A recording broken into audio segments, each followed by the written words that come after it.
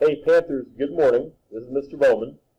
I'm very sorry that I'm not with you this morning. I'm taking care of some family business today, but as I'm sure you know, the learning will commence.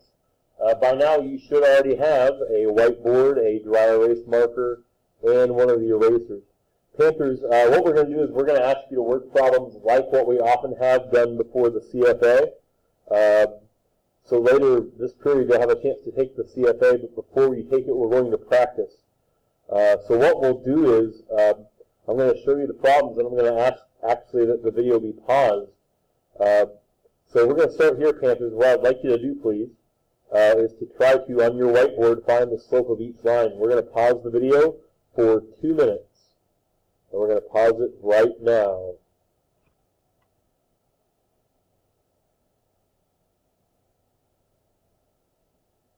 Okay, Panthers, you should have had a chance now to find the slopes. If I'm looking at this left line, I think it's important for you to pick out some key points. Some nice cornered points. Nice ordered pairs that have integer x and y, like I've done here, the point at 0, -1, and the point at 5, 2. And I can draw from there my slope triangle. In this point, I think it helps to always count your slope out from the left point, and then work your way to the right point. So from the point 0, -1, I'm going to go up 3, and then I'm going to hit this right angled turn, and I'm going to go to the right 5. And what I want to remind you is that slope then is rise over run. You don't need to memorize that. It's on the blue sheet in the back of your ISN.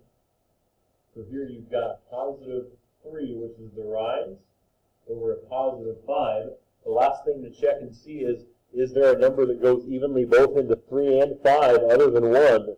And there's not. So since there's not, your slope is just 3/5. You can't reduce that fraction or divide it out. That's just your answer, a slope of 3/5. Panthers, on the line on the right now, you need to find 2 points that work nicely. I noticed the one at -3, 1 and the one at 0, 0. And I'm going to go down 1 and then right 3. And in this case, my slope should be -1 over positive 3.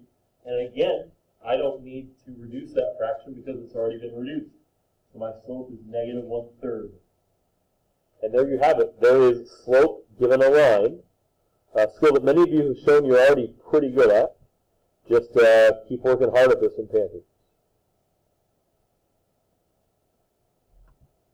Okay, here are the next set of problems, Panthers. We want you to find a couple of slopes given either in this case on the left side, 2 points, or on the right side of the table. We're going to pause the video for 3 minutes, and then we're going to ask you to find the slopes. And we're going to pause it right now. Go.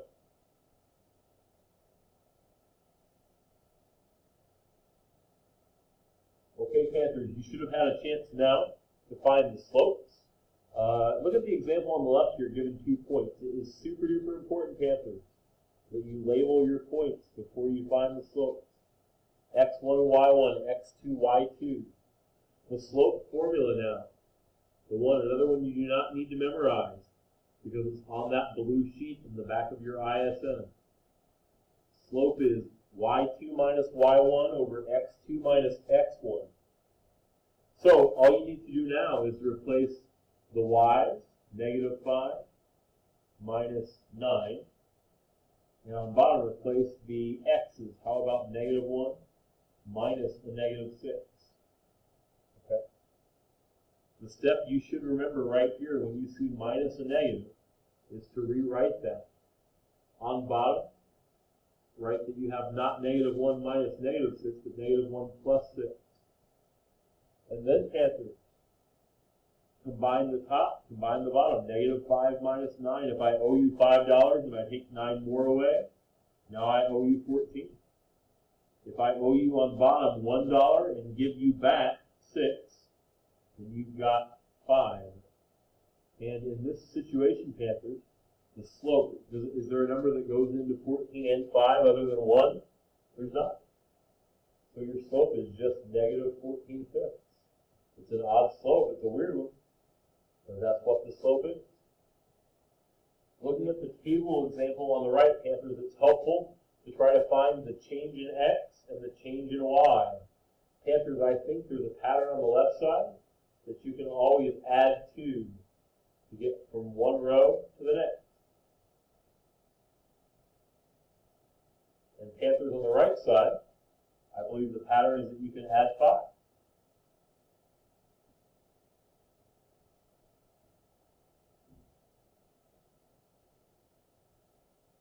So, if you know the change in y and the change in x, then the slope is always change in y, positive 5, over change in x, positive 2. And that slope doesn't reduce either. So how about 5 halves for your final answer? And there are a couple of slopes, Panthers. You'll be asked to work items like that today on the CFA.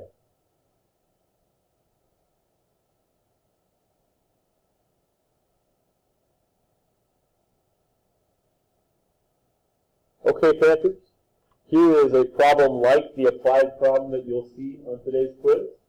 The picture you see in the top right corner, that is Ken Griffey Jr., Hall of Fame Major League Baseball player. In 1989, he was a rookie, and he was a very good player, so his rookie card is valuable. Check out the value that his card had in 2008. In 2008, a Ken Griffey Jr. rookie card that was in mint condition was worth $1,000. Today, it has a value of around $360. I don't know why the cost is dropping. Panthers, we want you to work part A, which is to use these ordered pairs to find the average rate of change. Remember that average rate of change just means slope. And then B, try to explain that. Panthers, we're going to pause the video for 3 minutes, starting right now. Get to work.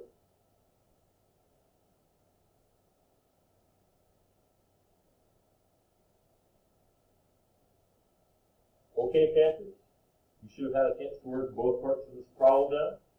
Anytime you're asked to find a slope, please label your points. I just made a mistake. Not y2, but y1. x1, y1. x2, y2. Once you've done that, then find the slope by putting y2 minus y1, 360 minus 1,000, all over. Now I need x2 minus x1. 2018 minus 2008. On top, if I use my calculator, I get a negative 640. On bottom, 2018 minus 2008, that's 10. And if I divide negative 640 by 10, I get negative 64. I should think about what the units on that would be. The y's are measured in dollars, so I should say that's negative $64 per year. And that is the best answer for the average rate of change. Negative $64 per year. What does that mean? Well, that means that on average, the card lost. Why lost? Yeah, because the average rate of change is negative. It lost $64 in value each year.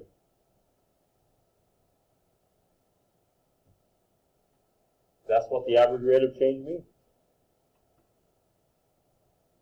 Panthers, this video is about to end. The other video you're going to see has some practice problems that go with the learning target 14 in graphing lines. Thanks for playing along.